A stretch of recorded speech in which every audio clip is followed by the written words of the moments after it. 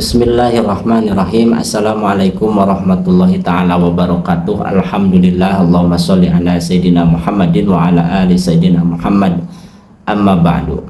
Seperti biasa, saya akan memberikan sedikit informasi yang bermanfaat sesuai fakta dan data. Sebelum kita membahas itu, mari kita berdoa terlebih dahulu, dan saya akan mendoakan semoga yang melihat channel saya diberikan keberkahan dan perlindungan oleh Allah Subhanahu wa Ta'ala di dunia sampai akhirat kelak, amin ya robbal alamin. Yang diberi musibah semoga diberi ketabahan dan sebagai penggugur dosa, amin ya robbal alamin. Yang mau menyekolahkan anaknya semoga ada rezekinya. Yang lagi panen, petani, semoga hasil panennya diberikan keberkahan dan rezekinya manfaat penuh keberkahan, amin ya rabbal alamin. Yang belum punya momongan semoga cepat diberi momongan dan diberikan momongan yang soleh solehah, amin ya rabbal alamin. Yang lagi berseteru sama orang dekat maupun sama orang jauh, semoga dipersatukan kembali oleh Allah Subhanahu wa Ta'ala, amin ya rabbal alamin. Baik, saya di sini akan memberikan sedikit informasi dari Forum Madilog, yaitu tentang balas dendam Jokowi kepada Nahdlatul Ulama. Itu dibahas di Forum Madilog ya.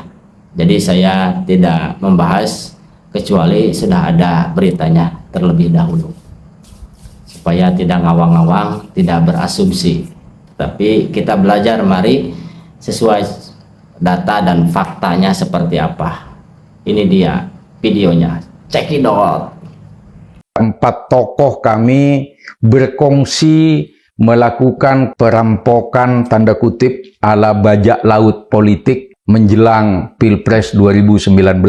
Ketua Umum PKB Gus Muhaimin Iskandar, ada Ketua Umum P3 Gus Romah Hormozi, waktu itu ada Rois Am PBNU Yang Mulia Kiai Haji Ma'ruf Amin, ada Ketua Umum PBNU guru saya Al-Mukarram Buya Said Akil Sirot, mengambil momentum mendesak Presiden Joko Widodo waktu itu agar tidak menjadikan cawapresnya, waktu itu hampir jadi Pak Mahfud MD, lalu diganti oleh Kiai Ma'ruf Amin. Raja Jawa ini kemudian menerima Kiai Ma'ruf Amin sebagai cawapres, walaupun kemudian ada balasan politik.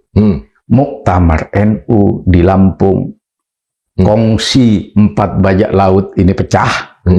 Romi menjalani proses hukum, Muhaimin tidak berani intervensi karena khawatir kasusnya meledak di Kuningan. Lalu Kiai Ma'ruf Amin sudah nyaman dengan posisinya sebagai cawapres. Buya Said Akil Sirot sendirian di Muktamar NU menghadapi balas dendam politik dari Raja Jawa. NU diidentifikasi sebagai kaum tradisional, kaum sarungan, orang kampung, masuk kota. Di kampung kaya, tapi kayanya ala kampung. Begitu masuk kota, lihat uang ratusan miliar, lihat uang triliun, ingin menikmati itu, bro. Nah, moralnya hilang. Masalah tambang dan segala macam itu benar-benar akan dihindari juga oleh NU. Mestinya Ketua Umum PBNU ngurusi pendidikan, ngurusi kesehatan, ngurusi umat. Bukan ngurusi tambang, apalagi dapur MBG. Dalam sejarah NU, inilah PBNU terjelek sepanjang sejarah. Apa yang terjadi? Ya, Yahya merasa hebat sendirian, Gus Yahya merasa hebat sendirian, merasa mampu sendirian, yang lain tidak dia libatkan. Kepada yang terhormat Bapak Presiden RI ke-8 Jenderal TNI Purnawirawan Prabowo Subianto. Saya santri NU Kiai Kampung, tolong hargai NU sebagai pendiri bangsa. Tidak melakukan intervensi pada muktamar NU, karena NU bukan panggung politik, bukan komoditas politik, sehingga tidak perlu ditunggangi secara politik.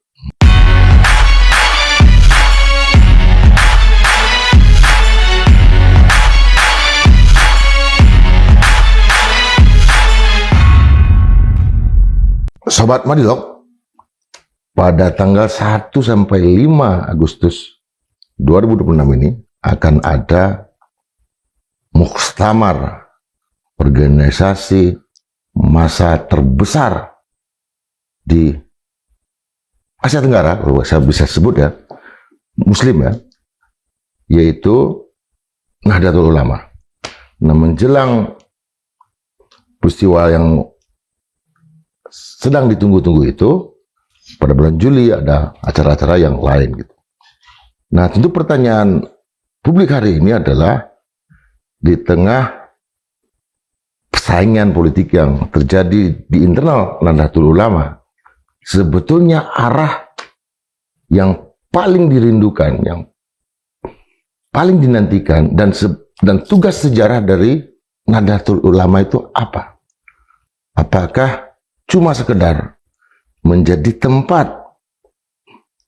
untuk para politisi, pemegang kekuasaan bermain, tempat para aktivis NU, atau yang menyebut diri mengambil posisi sebagai NU untuk meraih kekuasaan, baik di bidang politik atau ekonomi, atau ada tugas-tugas yang lain yang kita tahu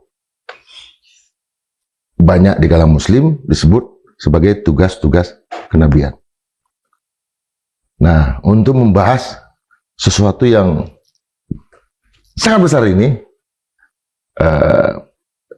saya, Pak Atom Madilog, kehadiran seorang kawan, santri kampung, dan dalam era kemasannya dulu, menggerakkan, menggentarkan kehidupan politik dengan membuat perlawanan-perlawanan yang potensial di kalangan para santri di kampung-kampung, para kiai muda. Saya pikir orang ini nggak akan bisa lagi ditemukan, menghilang entah kemana, tetapi dia hadir di sini. Kita sambut Khalilur Rahman Abdullah Sahlawi atau Lilur. Gus, Assalamualaikum. Selamat datang di Madilog. Terima kasih. Nah, Indra Jaya Piliang. Apa yang menjadi titik kegelisahan utama terhadap NU ini sekarang? Kiai NU sibuk berebut kue politik. Nah, yang dimaksud dengan NU kembali ke khitoh adalah NU kembali ke tujuan awal NU didirikan. Tujuan awal NU didirikan adalah mengajak jamaah NU memeluk Islam, beragama dengan cara NU. Beragama dengan cara NU, bermadhab Syafi'i, bertasawuf Imam Junaid Al-Baghdadi, bertasawuf Imam Ghazali, dan berakidah Imam Abu Hasan Al-Asy'ari, serta Abu Mansur Al-Maturidi. Itu cara ber-NU. Artinya kan selama ini kan NU jauh lebih dulu lahir daripada negara lahir. Sebaliknya yang terjadi sekarang, seolah-olah negara atau pemerintahan di depan, NU-nya yang ikut. Apa itu yang ingin dikatakan bahwa NU harus jauh lebih di depan? Jadi begini, mohon izin pada Bro IGP sama para penonton Madilog, saya ingin menyapa Presiden Republik Indonesia. Baik. Itu dia pemaparannya dari Gus, siapa itu namanya tadi lupa. Silahkan langsung saja ke forum Madilognya, ke channelnya langsung supaya lebih luas wawasannya dan lebih pengetahuan menguliknya lebih dalam. Terima kasih, sekian dulu dari saya. Apabila ada kekurangan dan dari segala bentuk macam kekurangan, mohon dimaafkan, karena ini saya lagi belajar menjadi konten kreator yang produktif. Yang belum like dan komen dan subscribe silahkan. Saya doakan semoga yang membalasnya Allah Subhanahu wa Ta'ala, dan viralkan video saya. Amin ya robbal alamin. Terima kasih, sekian dulu. Assalamualaikum warahmatullahi wabarakatuh.